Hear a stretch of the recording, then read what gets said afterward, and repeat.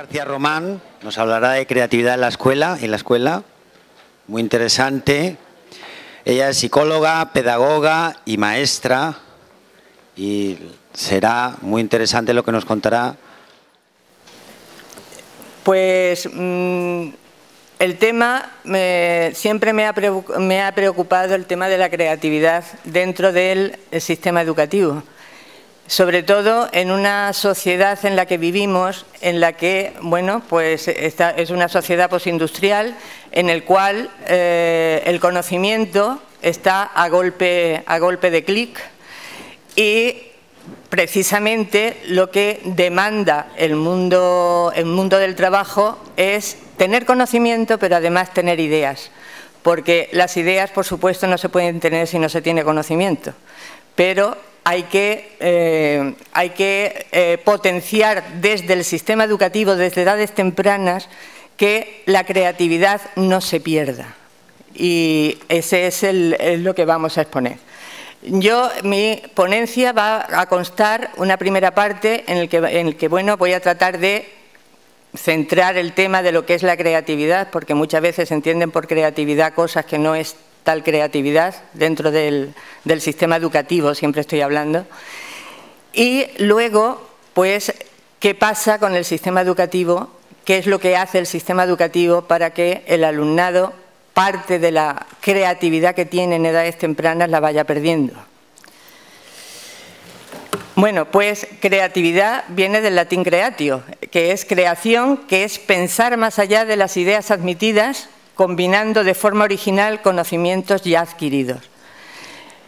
Eso es lo que es creatividad según si cogemos diversas definiciones, todas vienen a decir lo mismo. El pensamiento creativo sigue siempre determinadas reglas y en él intervienen factores decisivos, como es la curiosidad. Todos sabemos los niños, los curiosos que son en edades tempranas, lo investigan todo, van a todo. Capacidad de asombro, la ilusión, la voluntad de derribar barreras mentales y, sobre todo, la confianza en las propias capacidades que uno tiene para hacerlo. El pensamiento creativo, estamos dentro de un foro, unas jornadas que son de altas capacidades, pero el pensamiento creativo constituye la norma, no es algo excepcional. Todos tenemos este tipo de pensamiento. Cuando estamos hablando, estamos creando lenguaje, estamos creando frases, con lo cual la creatividad está en todos nosotros, en todo ser humano. ¿Y por qué el cerebro elabora varios tipos de pensamiento diferentes? ¿Por qué tenemos que hablar del pensamiento creativo? Es posible que a lo mejor surjan de zonas cerebrales diferentes. Si nos atenemos a este esquema, que aunque el cerebro no está tan sumamente especializado, pero sí es verdad que hay un hemisferio cerebral que quizás se ocupe de unas cosas y el otro cerebro y la otra parte del hemisferio cerebral se ocupe de otras, como aquí, pues la intuición está en la parte derecha del cerebro, la imaginación, el sentido artístico, el sentido musical, la percepción tridimensional, el control, bueno, cada hemisferio controla la mano contraria, todos lo sabemos. El hemisferio izquierdo, pues está el razonamiento, el lenguaje hablado, el lenguaje escrito, la habilidad científica, la habilidad numérica, el control de la otra mano. Esto no es algo, esto tiene una base biológica. Esto ha habido, los que obtuvieron el Premio Nobel de Medicina, Sperry y Kancinaga, pues estudiaron cerebros escindidos, bueno, se me ha olvidado decir que estas dos partes cerebrales, estos dos hemisferios cerebrales, están conectados por un cuerpo, el cuerpo calloso, que transfiere información de un hemisferio a otro. Este cuerpo calloso, esto es simplemente una anécdota, parece ser más grueso en las mujeres y con más filamentos nerviosos que en el hombre, con lo cual puede estar ahí la explicación o la base de que las mujeres somos más intuitivas muchas veces que los hombres, que van más al 2 y 2 son 4.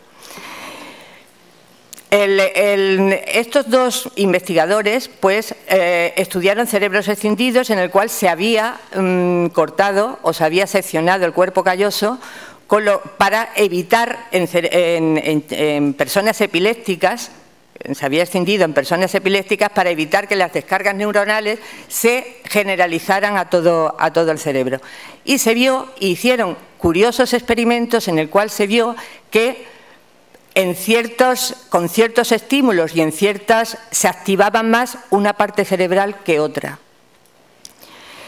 Con lo cual sí hay una base científica en el cual pues, se basa en que la especialización de los dos hemisferios cerebrales.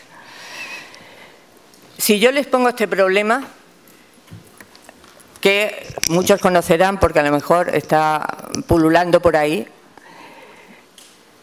esto lo resuelven los niños a una edades muy tempranas. Yo se lo he pasado esto a personas ya adultas y se han vuelto locos y no han sabido resolverlo. Normalmente, ¿qué hacemos ante un problema de estos? Tratamos de buscar la lógica a esa numeración que nos da ahí, ¿verdad?, para sacar cuál es la clave para ver la respuesta correcta, ¿no? Sin embargo, un niño ve esto y no busca eso, no va a buscar el razonamiento lógico de cuál es la razón para buscar el número que falta en esa serie, sino que tiene una imagen, y la imagen es que es un aparcamiento, y ve que el coche que ha entrado está de frente, o sea, ha entrado por el otro lado. Entonces es el 86, el 87, el 88, el 89, el 90 y el 91. Y es una imagen. Sin embargo, nosotros estamos tan acostumbrados, o el sistema educativo, cuando nos hemos educado, nos han acostumbrado tanto al pensamiento lógico, que lo que hacemos es buscar siempre la razón lógica cuando es una imagen. Es un problema que no tiene una solución. En este caso no tiene una solución ya lógica, con una razón que haga que encuentres ese número que te está pidiendo. Esto nos ocurre muchísimo, muchísimo. El sistema educativo que nos ha educado, fundamentalmente. El razonamiento lógico, el razonamiento creativo, la imaginación, poquísimo. Otro ejemplo lo podríamos tener, imaginemos que leemos una poesía, o leemos un cuento, o leemos un libro. Nosotros vamos formándonos. ¿Qué hacemos continuamente cuando leemos una historia? Nos formamos las imágenes de esa historia, nos formamos las caras que pueden intervenir en esa historia, nos formamos, no sé, el paisaje. Por eso muchas veces cuando vemos una película después de haber leído un libro, siempre nos decepciona, porque nos hemos formado nuestras propias imágenes de esa historia. Eso lo hace la parte derecha de nuestro cerebro. La parte izquierda, si nosotros leemos una poesía, ¿qué es lo que haría? Pues qué tipo de rima está teniendo, qué tipo de lenguaje utilizado, cómo es a nivel gramatical. Son cuestiones que establece una lógica dentro de ese lenguaje, y eso lo hace la parte izquierda. La parte derecha será el mundo de las imágenes. Cuando nosotros vemos una cara, vemos la cara y decimos, ¡ay, esta persona la conozco! Pero quien le pone nombre, eso lo hace la parte derecha de nuestro cerebro. Quien le pone nombre a esa persona es la parte izquierda. La parte izquierda. ¿Tienen que estar relacionadas las dos hemisferios cerebrales? Por supuesto. Por supuesto. Los dos son necesarios. Los dos son necesarios. Uno nos despierta el mundo de las imágenes, el mundo de lo espacial, del sentido de lo artístico. Todo eso se forma en la parte derecha, pero luego quien va poniendo las cosas en orden es la parte izquierda. Pero nuestro sistema educativo, ya lo veremos, lo único que hace es trabajar la parte izquierda del cerebro, la parte lógica. ¿Qué capacidades son necesarias para el pensamiento creativo? También ha habido muchos experimentos que esto también lo corroboran. Ha habido demencias frontotemporales, frontoparietales, que afectan fundamentalmente a la parte izquierda, y personas que eran muy lógicas, que llevaban todo muy medido, que ocupaban cargos. En ese momento que se le afectó la parte izquierda del cerebro, dieron rienda suelta a su parte derecha y se hicieron creativas, hicieron pinturas, decían cosas, expresaban ideas, no tenían esas barreras sociales tan tremendas que se tienen pues cuando lo que hace o lo que rige nuestra parte izquierda. Las capacidades necesarias para el pensamiento creativo y que se forman en el hemisferio derecho, pues son la curiosidad. Todos sabemos los niños los curiosos que son, ¿verdad? Esa curiosidad, como veremos después, el sistema educativo lo va cercenando. El afán experimentador, la experiencia de sentirse defraudados. Muchas veces lo que buscamos no es, no encontramos lo que buscamos y hay que seguir insistiendo. La disposición a asumir riesgos, es lo que María Dolores Prieto nos ha expuesto con el talento científico cuando se establecen hipótesis, la flexibilidad mental, el pensamiento metafórico y el sentido artístico. El CI no es el factor fundamental para el pensamiento creativo.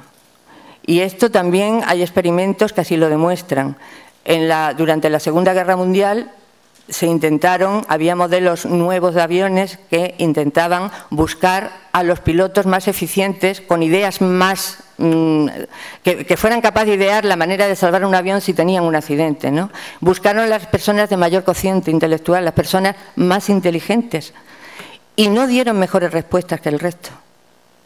No fueron más creativas que el resto. Es verdad que en el alumnado de altas capacidades que tenemos los talentos creativos, tenemos la sobredotación que también tiene que tener una alta creatividad, en el talento artístico figurativo que también tiene que estar, y ahora, bueno, lo que nos ha expuesto María Dolores en el talento científico, que también la creatividad científica en este caso, ¿no?, tiene que estar ahí, pues es verdad que a mayor capacidades, pues luego mejor uso se va a hacer o mejor si se entrena y tienen el conocimiento suficiente. Porque sin esfuerzo, ayer lo decía el profesor Turón, sin esfuerzo de nada te vale tener capacidades, porque te tienes que esforzarte y además muchas veces interesarte por un tema en el cual vas a formarte, vas a tener el conocimiento suficiente como para poder luego que te fluyan ideas, porque si no tienes ese conocimiento es muy difícil que fluyan ideas novedosas de algo que desconocemos. Tenemos que tener el conocimiento. Edison decía que todos sabemos que tiene más de 1000 y pico patentes. Decía que un 1% era inspiración y el 99% era transpiración. O sea que había que trabajar mucho un tema, interesarte mucho por un tema, formarte mucho en ese tema y luego tener la capacidad de imaginar cosas y de idear cosas sobre ese tema. Guilford estudió, todos sabemos, hizo test para la inteligencia, para medir la inteligencia, pero se dio cuenta que no lo medía todo con los test que hacía, ¿no? Y propuso que había dos tipos de pensamiento, que los test que nosotros pasamos, los test cognitivos, miden fundamentalmente pensamiento lógico. Es lo que miden, no miden el otro pensamiento, el lateral o el divergente no lo miden. Y Guilford definió o diferenció dos tipos de pensamiento, el pensamiento convergente y el pensamiento lateral o divergente. El pensamiento convergente, bueno, pues es el que corresponde, el que se dirige hacia una sola posibilidad de solución. Esos son casi siempre los problemas escolares. Ordenamos la información, colocamos en una ración lógica y llegamos al resultado correcto. Los test de inteligencia ponen a prueba el pensamiento lógico. Buscan, a través de esa lógica, la solución inequívocamente correcta. Cuando pasamos los test es lo que hacemos. El niño tiene que dar una solución correcta. El pensamiento divergente sigue caminos que van en distintas direcciones, absolutamente, llegando a respuestas múltiples que pueden ser todas correctas. La búsqueda, todas pueden ser válidas, todas las soluciones, todas las ideas que se puedan tener, todas pueden ser válidas y muchas o casi todas pueden ser correctas, pero quien se va a encargar de que esa idea es útil y que va a tener una relevancia va a ser precisamente nuestra parte izquierda cerebral, el pensamiento convergente, el que le va a dar valor a la idea que acabamos de formular. Las características del pensamiento divergente todas las conocemos, son la fluidez, la flexibilidad, que eso las definió Torrance, para poder definir cuándo hay creatividad o no en una persona. La fluidez, la flexibilidad, la originalidad, la elaboración y la redefinición. No me voy a parar aquí porque creo que unos hacen aspectos cualitativos, otros aspectos cuantitativos. La fluidez y la flexibilidad pues hace referencia a aspectos cuantitativos. La fluidez es el número de respuestas o de ideas diferentes, de ideas que pueden sugerir cualquier estímulo, y la flexibilidad es el número, pero de respuestas diferentes que se da sobre cualquier tema. La originalidad, pues, remite al aspecto cualitativo, es un aspecto cualitativo, es la capacidad de desarrollar ideas que no se le han ocurrido a otros. La elaboración no se limita a formular una idea, la desarrolla, la prepara para dar solución a un problema concreto, y la redefinición pues considera de modo diferente ya planteamientos conocidos. ¿Por qué, si todos tenemos hemisferio cerebral derecho, escasea tanto la creatividad? Ahí es donde está la piedra de toque, ¿no?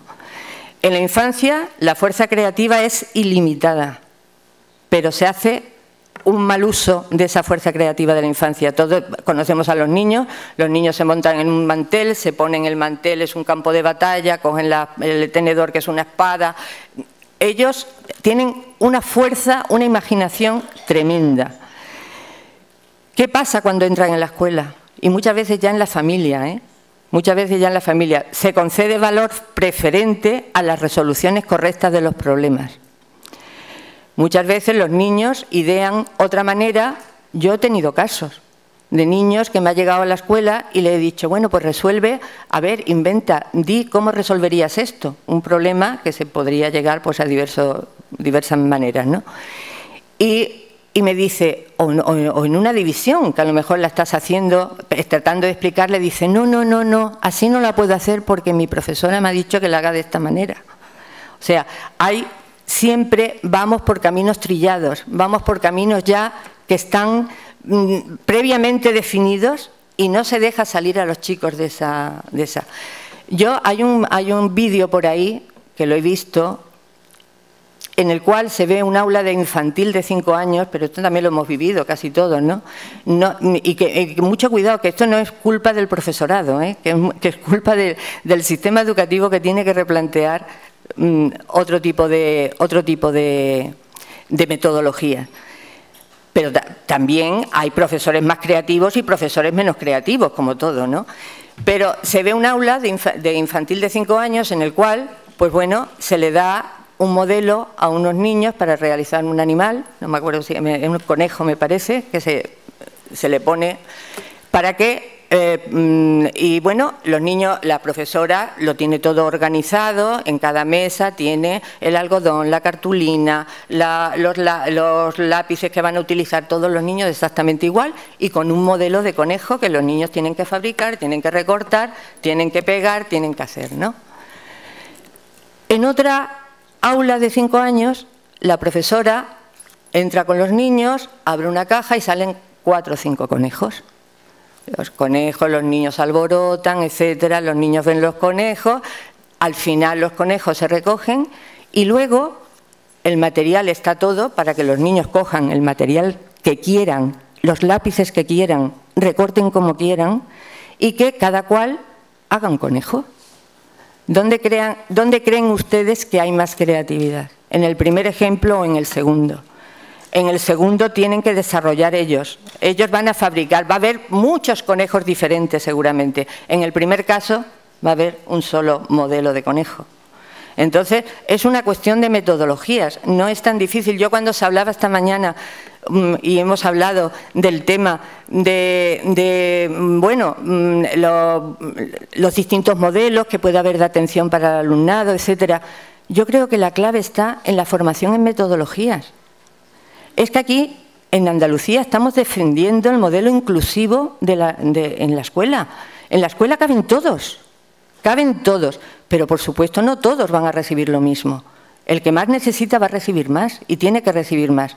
Y es una cuestión de plantear en los currículums de las enseñanzas y en los centros, en sus proyectos educativos, tener planteado que la escuela es diversa y que hay distintos tipos de metodología que se pueden utilizar y que hay distintas programaciones. Están el currículum ordinario y el currículum diferenciado. En el currículum diferenciado nosotros podemos proponer absolutamente todo para atender a todo el alumnado que tengo dentro de mi aula, desde el que tiene un déficit hasta el que tiene una alta capacidad, independientemente que luego tenga actividades extracurriculares, etcétera. Pero debe ser atendido dentro de su aula, como medida ordinaria. Otra cosa, veremos luego si esa medida ordinaria no es suficiente y hay que plantear más medidas o incluso llegar a la medida más excepcional, que es la flexibilización.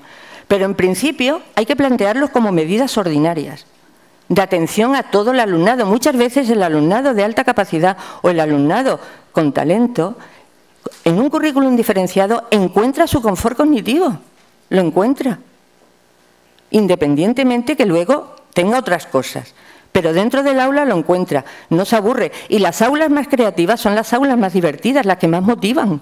El alumno va feliz al colegio. Me parece a mí que Yolanda me decía ayer de su hija que la ve feliz en su colegio, que la ve que va feliz.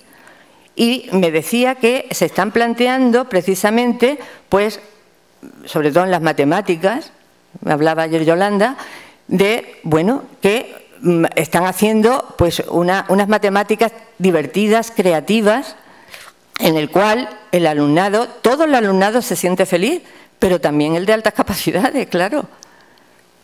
Sobre todo hay que dar aquello que necesita cada alumno. Muchas veces, como trabajamos tanto el hemisferio izquierdo, trabajamos tanto la lógica, la respuesta única, pues lo que pasa es que el hemisferio derecho deja de... ¿Cuántas veces yo me he encontrado cantidad de niños, o sea, cantidad, tampoco cantidad, niños expulsados fuera del aula sistemáticamente, porque son niños altamente creativos, niños con una curiosidad interrogadora enorme, que están continuamente preguntando, y el profesor lo toma, muchas veces, o la profesora, como que les está tomando el pelo. Y no les está tomando el pelo. Son niños que tienen, les genera todo lo que oyen, les genera ideas, o aquel niño que te lo presentan o te lo traen como un déficit de atención, cuando no es tal déficit de atención. Son niños que su pensamiento vuela, su imaginación vuela. Yo algunas veces he explicado un caso de un niño que tuve en el cual yo lo cogía aparte, me lo derivaron por un déficit de atención grave, lo cogía aparte y yo no le detectaba ese déficit de atención tan grave. Entonces me metí dentro del aula, observé al niño, el profesor quería demostrarme en ese momento lo que hacía el niño, ¿no? El niño, desde luego, si tenía un déficit de atención en ese momento no estaba en el sitio mejor colocado, pero bueno, el tema estaba en que el niño, el profesor estaba dando una explicación muy buena además, porque es un buen profesor, y este niño estaba ensimismado y estaba escribiendo, mirando por la ventana, y en ese momento pues me acerco y le digo, ¿qué estás haciendo? Y estaba haciendo una poesía sobre el día. Estaba haciendo una poesía. Le había sugerido en un día nublado y estaba haciendo una poesía como los pájaros atravesaban una nube y con el calor llovía. Yo la tengo por casa, esa poesía. Entonces no era tanto un déficit de atención, pero sí se estaba aburriendo soberanamente, porque eso es lo que tienen los talentos creativos, y por eso son los que necesitan necesidades específicas de apoyo educativo fuertes, porque son ese alumnado que se pierde. Cuidado también con los niños hiperactivos, con déficit de atención, que muchas veces hay que descartar otro tipo de cosas, como pueden ser estas que estamos diciendo. Niños que, bueno, había un talento artístico en un centro, un niño muy movido, estaba continuamente, cualquier ritmo ya se estaba moviendo, y lo que era un chico que le encantaba bailar. Y no era... O niños que muchas veces te los derivan por déficit de atención, en el cual pues había cosas que no te casaban y decías, bueno, ¿qué pasa aquí? Y era un niño que dormía muy poco. En cuanto se le corrigió el hábito de sueño, el niño empezó a atender. Y bueno, y el tema de los talentos creativos, había un chico, también en un instituto, no sé si estará por aquí la orientadora, que era un chico argentino en el cual, bueno, pues hacía cantidades, era creativo altísimo. Entonces, porque ahora veremos para la hora de evaluar la creatividad, que eso también es un tema aparte.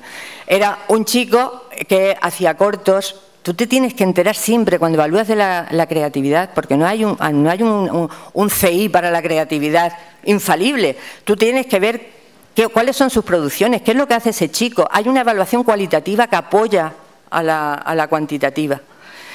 Y este chico hacía cortos, estaba ¿cómo se llama?, en grupos de teatro, escribía cosas para los cortos y para el teatro. Y sin embargo, en literatura y en lengua, en el instituto, iba raspando e incluso suspendiendo. Era un chico sobredotado, sobredotado con una altísima, porque era sobredotado y tenía un talento creativo, porque alcanzaba, se salía, tanto en pruebas cuantitativas como en lo cualitativo. Y digo, vamos a ver, ¿qué pasa aquí? Dice, es que a mí no me interesa nada de lo que me dan aquí. Tal como me lo dan, yo me divierto mucho más en mi grupo de teatro, porque no es que no tenga que aprender eso, que lo tiene que aprender, pero a lo mejor hay que darlo de otra manera. Hay que darlo de otra manera. Creatividad, por lo tanto, tiene que ver con el hemisferio derecho, el razonamiento lógico con el izquierdo. La parte derecha nuestra del cerebro se va a ocupar de problemas heurísticos y la parte izquierda son de los problemas algorítmicos. Los problemas heurísticos tienen diversas soluciones que luego las buscará nuestra parte lógica. El sistema educativo desde el principio establece un orden secuencial, trimestres, exámenes cerrados, lecciones. Supone un choque para el alumnado con predominio, como hemos dicho, del hemisferio derecho, que utiliza una lógica diferente. Pero hay un dato aquí que sí quiero que tengamos presente y que nos haga reflexionar. Hay un 40% de fracaso escolar que se debe a esto. Sin embargo, el alumnado que procesa primero, hay una prueba por ahí muchas veces que nos hace ver si qué alumnado, una prueba muy fácil, que tampoco es que sea infalible, vamos, pero hay una prueba fácil que nos puede hacer ver qué predominio tiene el alumnado, con qué hemisferio procesa primero, cuál es la primera respuesta que se le viene. Si nosotros mandamos dibujar un árbol a un niño o a una niña, si el niño o la niña te dibuja un árbol escuetamente, lo que le has mandado, puede ser que, bueno, que esa creatividad no la tenga tan despierta. Si al árbol le pone flores, le pone el jardín, le pone hojas, le pone detalles, pues es posible que ese chico sea creativo. Si le pone detalles, lo adorna, etcétera, es posible, y tú no le has dicho nada de lo que le va a poner, ¿no? Los niños y niñas, a medida que crecen, se alejan de sus capacidades creativas a causa, entre otras, de un sistema educativo eminentemente lógico que acomoda al alumnado sobre unas rutas ya trazadas, que minan la curiosidad del alumno y la búsqueda de nuevas soluciones. Muchas veces los niños dan soluciones novedosas que muchas veces se ridiculizan en clase. Jamás se debe, las respuestas inéditas que da un niño, jamás se debe ridiculizar. Siempre se debe preguntar por qué da esa respuesta. He leído, me parece que esto lo decía, no sé si era Fernando Alberca, que le preguntó a su hija que tenía una cesta con 8 caracoles y le dice, bueno, en la cesta hay 8 caracoles, pero salen 2. Dice, ¿cuántos caracoles quedan en la cesta? Y la niña le dijo 8. Claro, si le da una respuesta mal, lo inmediato que es decir, no, te has confundido, eso está mal. No, ahí hay que preguntar, ¿por qué dices 8? Y entonces dice, porque ella interpretó y dijo, han salido 2 caracoles de su caparazón, pero en la cesta sigue habiendo 8. Ella interpretó de otra manera la pregunta. O el niño o la niña que se le pregunta, ¿cuántos son 4 y 5? Y te dice 45. ¿Te dice mal? No, hay que preguntarle por qué. El razonamiento que ha seguido esa niña ha sido diferente del que tú estás pidiendo, pero ha seguido un razonamiento que es lógico. 4 y 5, pues son 45, lo pones al lado y son 45. Entonces habrá que explicarle, no, está muy bien, pero lo que yo te estoy pidiendo es que me digas, que reúnas cuántos son 4, más 5, etcétera, ¿no? Es el algoritmo lo que le estás pidiendo. Entonces, cada vez que nosotros estigmatizamos el error, estamos coartando y estamos cercenando la creatividad de los niños. El alumnado menos inteligente, las consecuencias de todo esto es un alumnado menos inteligente al no utilizar la imaginación. El sistema educativo, por supuesto, estigmatiza muchísimo el error. Hay chicos que a mí me han derivado simplemente porque mandó pintar un paisaje y lo pintó de negro. A este niño le pasa algo. A este niño le pasa algo. Alguna tara tiene porque no es normal que me pinte todo el paisaje de negro y yo le he dejado todos los colores. Bueno, pues ese niño lo ha querido pintar de negro, lo ha visto negro y le gusta negro. ¿Por qué le va a pasar algo? Hay una pintora que yo conozco, que es amiga mía, y que tenéis que ver los paisajes que ella pinta. No tiene nada que ver con los colores que son habituales y son cuadros maravillosos. O sea, la creatividad es echar las alas, la imaginación a volar. ¿Qué pasa? ¿Cuál es la consecuencia? Estigmatiza el error, lo único que se trabaja es la parte izquierda del cerebro y lo único que se persigue es sacar un buen expediente académico. Es repetir los apuntes, exactamente, buscar la solución correcta mediante el razonamiento lógico. Eso es lo que persigue el sistema educativo y es lo que persigue el alumnado. ¿Qué está pasando ahora en la universidad con los planes de Bolonia? Los planes de Bolonia, precisamente, lo que están haciendo es tratar de que el alumnado de la universidad sea el protagonista de su aprendizaje, el conocimiento está ahí, que sea capaz de buscar el conocimiento, que sea capaz de construirse sus temas. ¿Y qué pasa? Que el alumnado se siente absolutamente descolocado y también el profesorado. Cuando un profesor pone preguntas abiertas en un examen que tienen que elaborar o que tienen que relacionar, se tambalea, porque no están acostumbrados. Si en la universidad, con esto quiero decir que la universidad y el sistema educativo anterior tienen que estar coordinados. No se puede pedir ahora a un alumnado que haga cosas a lo que no está acostumbrado o no viene acostumbrándose a hacer. Por eso digo que es tan importante el tema de las metodologías. Las metodologías, necesita el sistema educativo un cambio de metodologías y formación en el profesorado en ese cambio de metodologías. No es tanto parcelar y decir vamos a formar en esto o en esto o en esto, porque luego en el conjunto eso se diluye y no se hace y se pierde. Ahora, si tenemos idea de lo que tenemos delante y además disponemos de herramientas para hacerlo, pues seguramente el sistema educativo irá mucho mejor. Y luego cuando llegan a la universidad, pues tendrá sus efectos. Pues entonces, ¿qué se debe hacer? Formar a los profesionales, que ya lo he dicho, no voy a incidir otra vez en ello. Entonces, la creatividad no es algo que haya que trabajar aparte dentro del sistema educativo. Ese es otro de los mensajes que quiero que quede muy claro. La creatividad debe ser transversal a todas las áreas, a todas. Y es más, a un chico creativo, tú le quieres enseñar algo, un problema, a que entienda un problema y se interese por él, porque está muy relacionado, la afectividad está también en la parte derecha del cerebro. Y la inteligencia emocional es otra de las cosas que debería ser transversal a todo el sistema educativo, la educación en inteligencia emocional.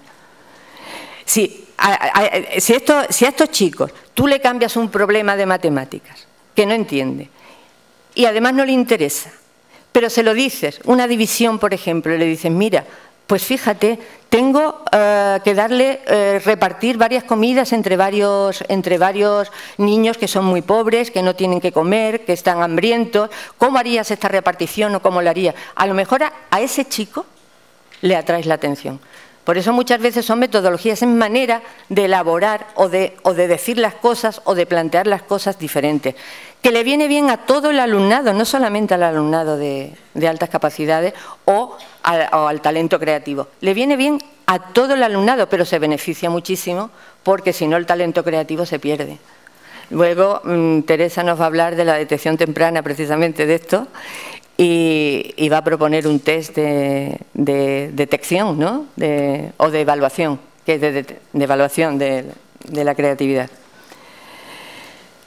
Entonces, bueno, dar utilidad, el sistema educativo tiene que dar utilidad a los dos hemisferios cerebrales, no solamente a uno.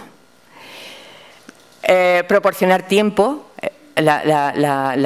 Hay una inhibición latente siempre en todos nosotros, que hace que es como un filtro, que nos hace desechar aquellos estímulos que consideramos irrelevantes y quizás haya que recogerlos e interpretarlos. Y eso se hace muy bien, hay metodologías, la lluvia de ideas, los DAFO, o sea que se pueden utilizar diferentes metodologías para hacer esto dentro de las aulas.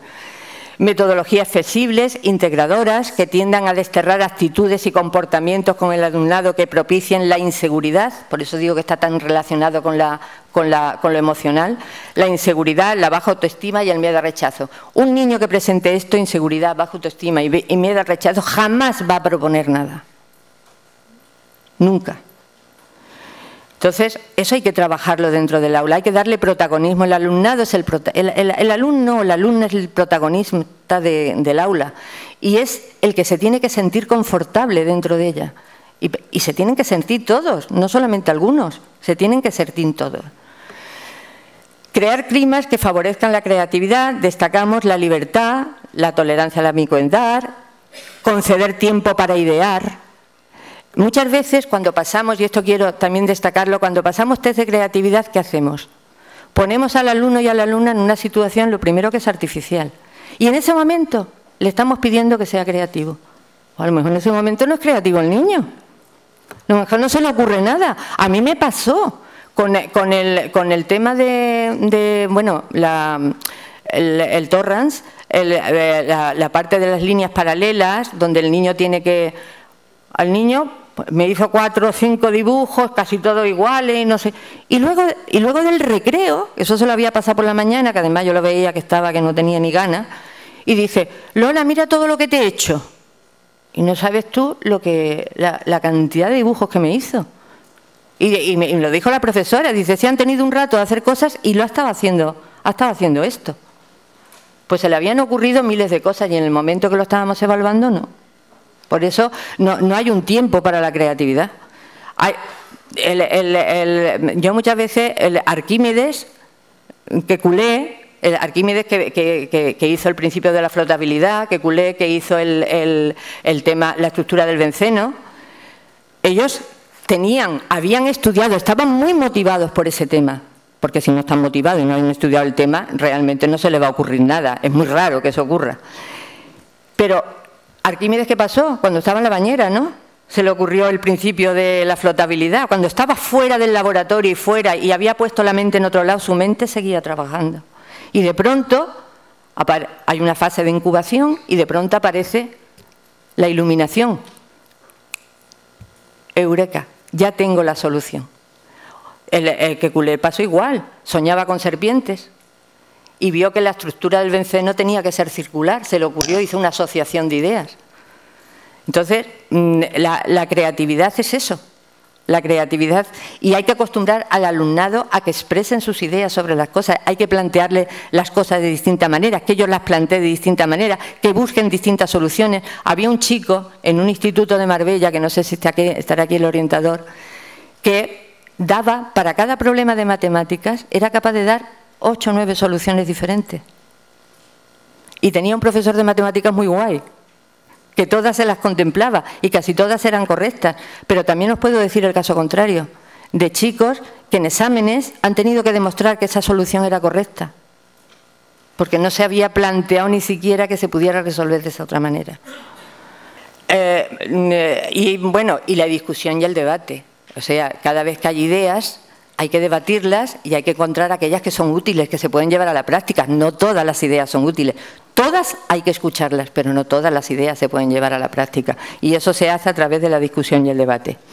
En resumen, todo el alumnado puede ser creativo. La ausencia de creatividad en clase produce aburrimiento e insatisfacción que conduce a la desmotivación y con frecuencia al fracaso escolar. Ya hemos dicho que hay un 40% de fracasos que puede ser por esta razón,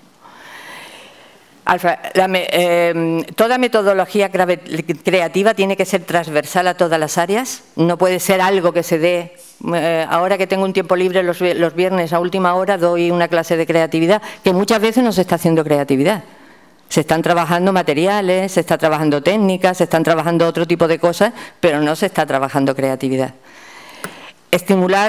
Hay que estimular dentro del aula la percepción de todo lo que nos rodea, saber percibirlo, adquirir habilidades para solucionar problemas de la vida diaria, que muchas veces el informe PISA y los fracasos en PISA vienen por ahí, porque PISA, ¿qué es lo que mide? Competencias. Y las competencias es poner al servicio lo que has aprendido de un problema de la vida cotidiana. Y cuando al alumnado se le ha puesto este tipo de problemas, se ha sentido perdido. No sabían qué se les estaba preguntando. Desarrollar procesos de ideación, búsqueda, indagación, toma de decisiones, todo eso forma parte de la creatividad. Promover la aplicación del pensamiento divergente y potenciar, por supuesto, el fluir de ideas, que las ideas sean diferentes, que las ideas sean originales, saber reelaborar cosas. Esto está hecho así, pero lo puedes poner de otra manera. Eso también es creatividad. Crear actitudes positivas hacia la transformación. Nunca jamás cortar la curiosidad interrogadora. Se puede canalizar, pero no cortar. Hay que ser tolerantes y tener buena disposición a los cambios. Para finalizar, diremos, el pensamiento creativo debe ser un hábito que, como todo hábito, mejora con el entrenamiento. El aprendizaje será eficaz y alcanzará la excelencia solo cuando el alumnado participe activamente. El alumno tiene que estar actuando, siempre, manipulando, porque es la única manera que será capaz de aprender. El otro día, en una conferencia de Ángel Gabilondo, decía, el profesorado lo que debe transmitir a los alumnos o al alumnado es decir, oye, no hagas lo que yo hago, hazlo conmigo.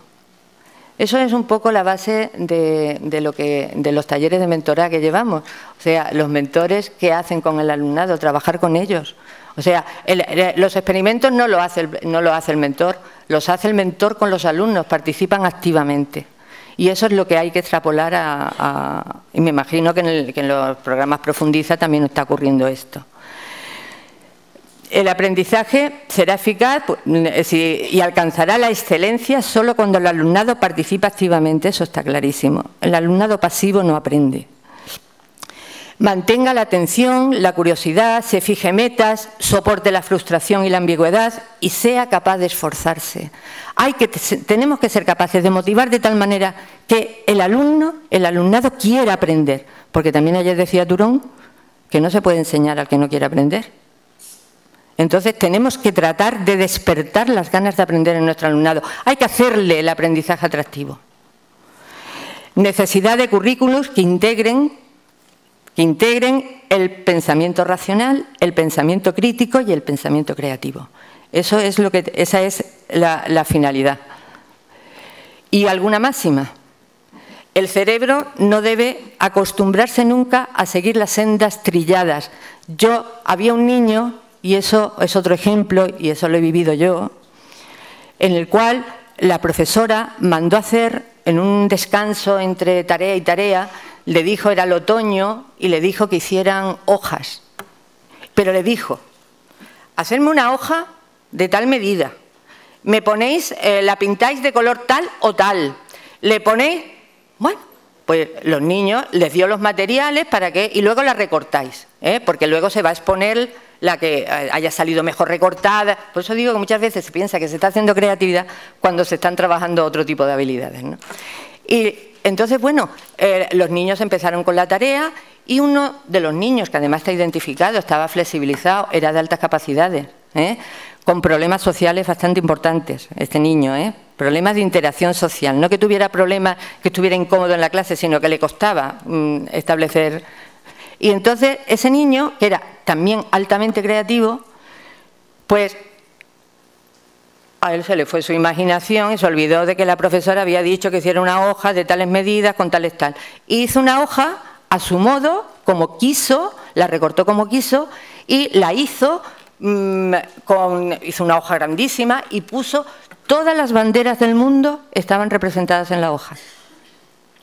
Cuando la profesora, que era una profesora muy rígida, eso hay que partir de ahí, que no era la mejor aula donde podía estar ese niño, pero no fue posible otra alternativa. Bueno, pues yo estaba allí por eso, precisamente, por los problemas que tenía este niño con el tema de la creatividad. Y le hace la hoja, ¿y qué hizo la profesora? ¿Qué creéis? Romperle la hoja. Que eso no era lo que había solicitado ella. Entonces, imaginaros si eso le pasa te pasa con cierta frecuencia, el niño deja de aportar nada, absolutamente. Entonces, el cerebro no debe acostumbrarse nunca a seguir caminos trillados, debe romper barreras y el profesorado tiene que hacer que eso sea así. Si se piensa siempre, como siempre se ha pensado siempre, se conservará siempre lo que siempre se ha conservado, las mismas viejas ideas, que eso lo dijo este señor, Michael Michalko, pero que es verdad. Pues muchas gracias. Te hago una pregunta. Sí. Yo, que estoy aquí en primera. Vale, mira. Ah, estás aquí. Es una pregunta porque nos está pasando que llegan muchos padres. Yo es que te he escuchado a ti con mucha atención, me parece valiente.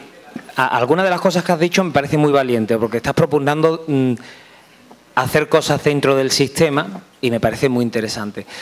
Pero a nivel práctico, nos llegan muchos padres y claro, como se está grabando, se va a difundir, quiero que lo escuche la gente y que lo escuche de tus palabras. Nos llegan muchos padres con las evaluaciones de los niños donde se dice, no, tu hijo no es superdotado porque no tiene creatividad. Y te pones a mirar qué es lo que se ha hecho para evaluar esa creatividad y sencillamente se le ha pasado un test. No se les ha preguntado a los padres absolutamente nada, solamente un test como si fuera algo, vamos a pasarlo rápido. ¿Vale? Sí. Yo sé que los orientadores que están aquí no hacen eso, estoy seguro, porque si no, no estarían aquí, pero fuera nos pasa. Y entonces a mí me gustaría que desde tu ponencia, o sea, tú me respondas, para medir la creatividad, ¿cómo lo hacemos cuando tienes que hacerlo? Vamos a ver, nosotros para definir muchas veces el niño, los distintos perfiles dentro de las altas capacidades, entre ellos la sobredotación, necesita tener una creatividad que alcance un percentil determinado, los talentos creativos también, los talentos artísticos figurativos también interviene la creatividad. Pero es verdad lo que tú estás diciendo, muchas veces se pierden o no se clasifican o no se identifican algunos perfiles de alta capacidad precisamente porque en la creatividad me ha dado 60. Y en la creatividad, este niño no es creativo, por lo tanto no es sobredotado. O o no es un talento artístico figurativo cuando estás viendo que es un niño que tiene unas dotes excepcionales, etcétera, etcétera.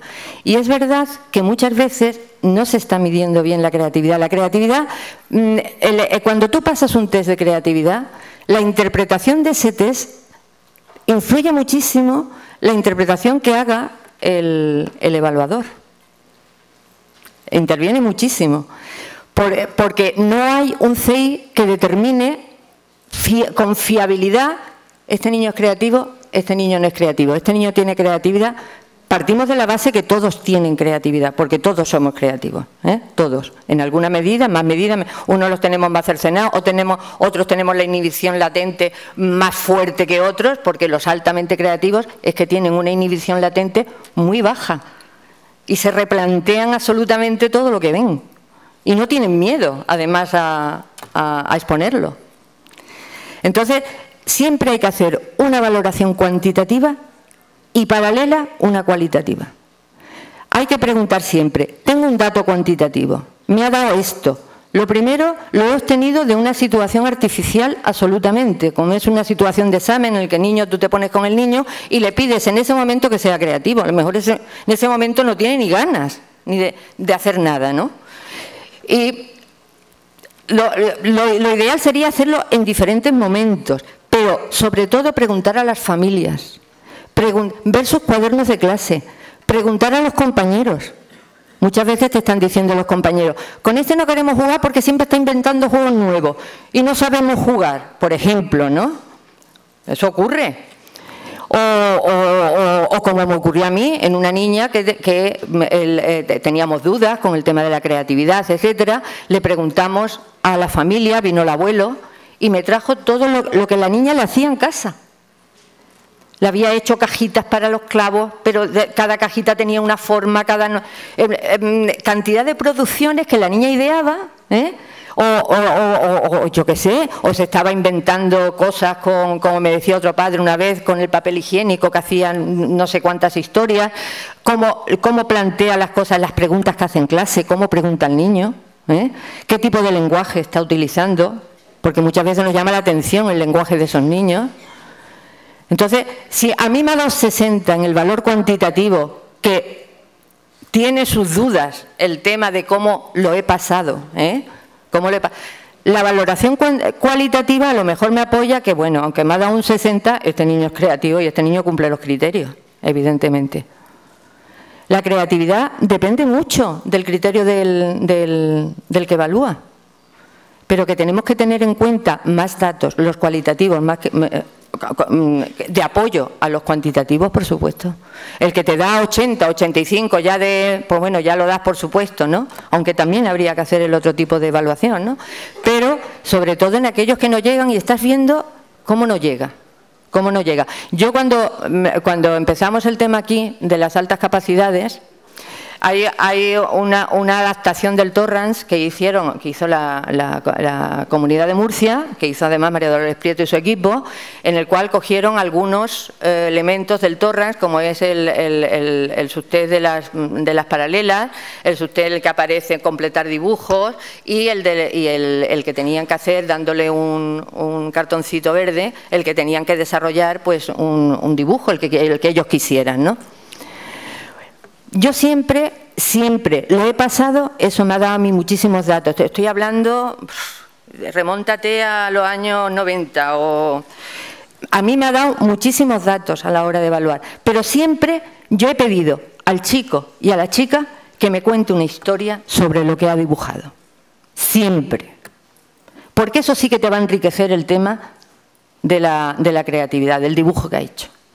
Pero no solamente del primer dibujo, que lo único que mide es originalidad y elaboración, es lo único que mide, porque tú le das un trocito de cartón verde y en el cual lo tiene que pegar y a partir de ahí tiene que fabricar un dibujo.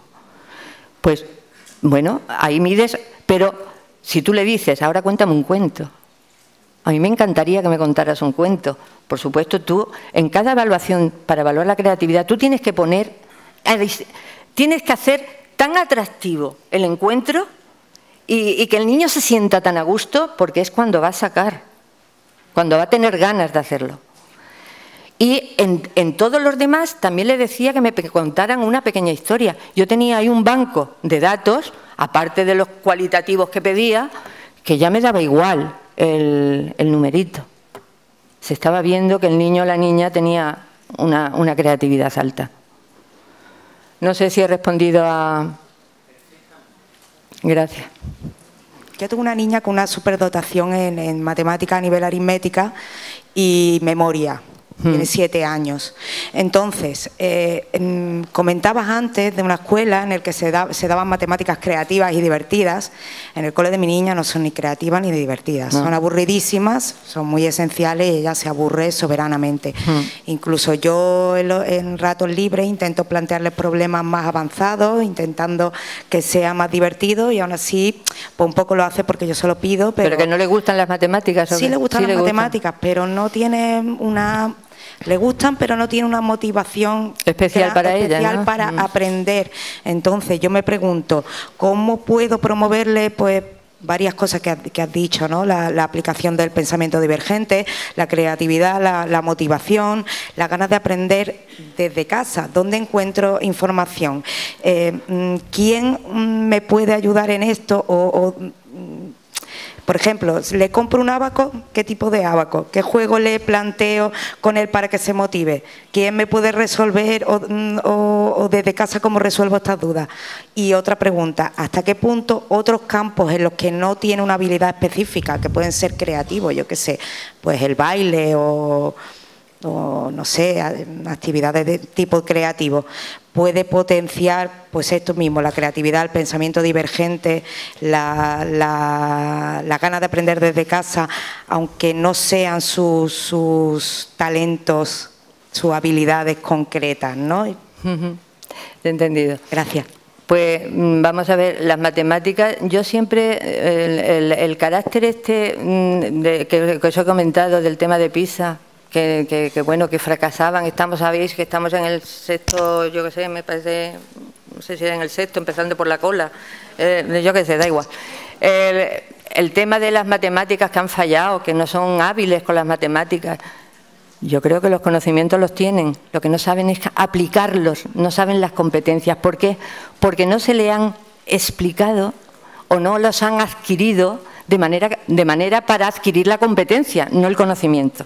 O sea, siempre las matemáticas, cuando más comprensible sea su aprendizaje, y cómo se puede, mejor, porque mejor se aprende, pero ¿cómo se pueden aprender mejor? A través de los problemas de la vida cotidiana.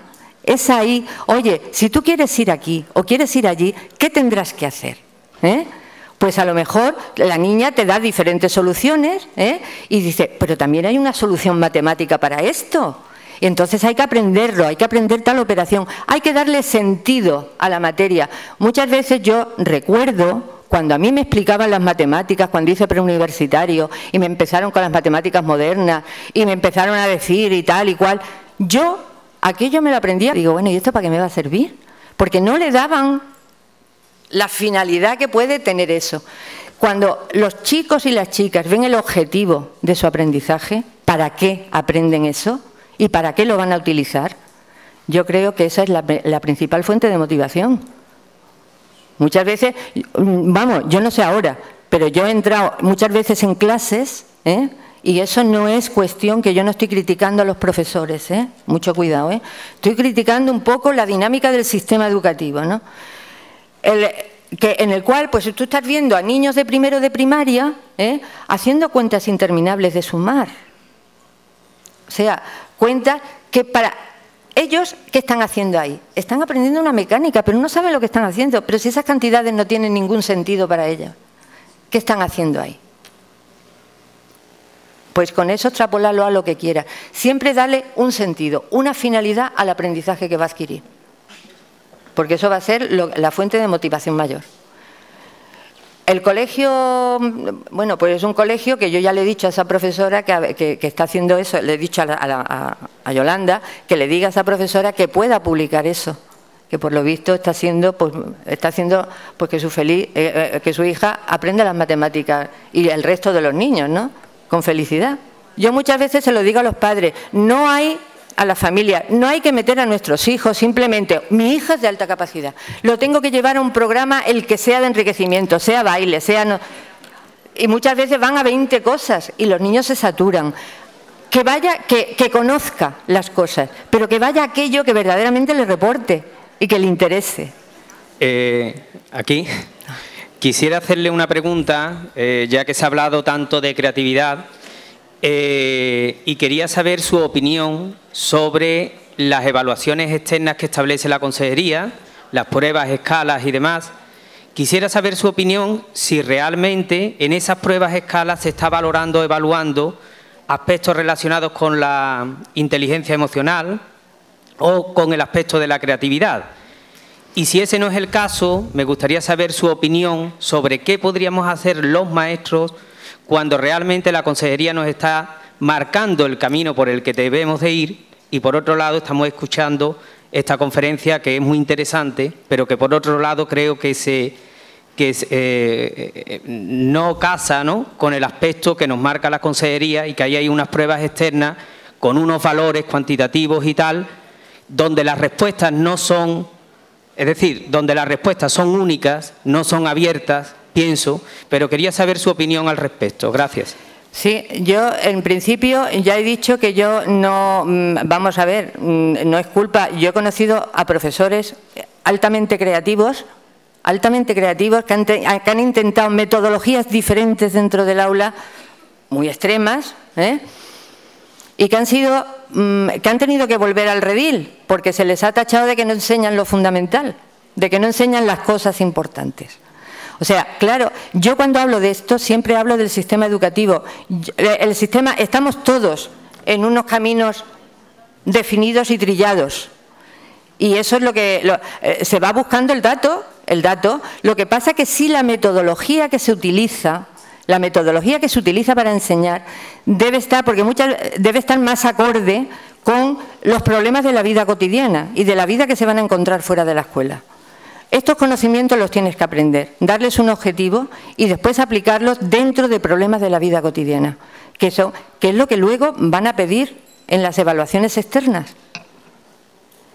Y quizás eso es lo que pienso, es una visión particular absolutamente, pienso que es de lo que adolece el sistema.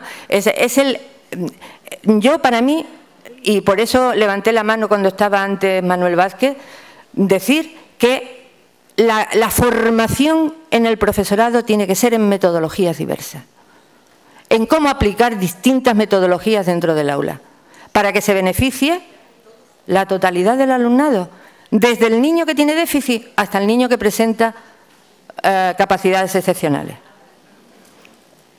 Después hay otras medidas más, pero como medida ordinaria esa, que dentro del currículum ordinario haya medidas para todos. Luego habrá algunos excepcionales que necesitarán otras cosas.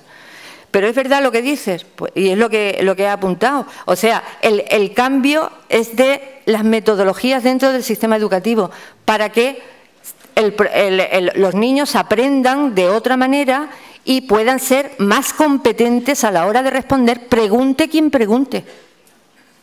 Si es que muchas veces los niños tienen el conocimiento, es que eso lo he constatado yo, tienen el conocimiento y no han sabido aplicarlo. La competencia, ¿cómo la definiríamos? Es el conocimiento-nación. Y ahora, en este mundo en el que estamos viviendo ahora mismo, antes en la sociedad industrial, que era aprender unos conocimientos, salías ya capacitado con esos conocimientos para un trabajo determinado. Ahora mismo no. Ahora mismo el conocimiento está ahí, está ahí. Hay que enseñar herramientas a que busquen el conocimiento el alumnado, a que lo busque, a que sepa interpretarlo. Porque el mundo laboral no te está pidiendo tanto el conocimiento, te está pidiendo las ideas, está pidiendo profesionales con ideas. Ya hay empresas que han contratado a filósofos porque piensan, porque están acostumbrados a pensar. Y eso es lo que, desde que son pequeños los niños, debemos acostumbrarlos. Hay un libro que no sé si habrá salido ya, pero que estará a punto de salir, que es uno de los grandes pensadores de nuestro tiempo, es José Antonio Marina. Hay un centro que le mandó a José Antonio Marina que estudiara sobre estos temas, que están preocupando mucho el tema de la creatividad. Es un tema que está ahí, el tema, la pérdida de creatividad. Es que incluso la Asociación Botín se está interesando por el tema también. Faltan ideas, falta gente creativa. ¿Por qué? No es porque la creatividad está ahí, lo que pasa es que no la hemos desarrollado y entonces hay que desarrollarla desde etapas tempranas. Bueno, pues hay un libro que va a salir dentro de nada, si no ha salido ya, que se llama La creatividad en la educación y la educación en la creatividad. Y las recensiones que he leído y todo esto, vamos, creo que va a dar mucha luz y va a ser muy, muy interesante. Gracias, Dolores García. Esto, si no lo sabéis, seguramente lo sabéis muchos. Ella ha estado muchos años como especialista en orientación y la verdad que nos ha aportado muchos casos, que es una experiencia maravillosa. Tenemos, bueno, podemos aplaudir porque se lo merece. Muchas gracias.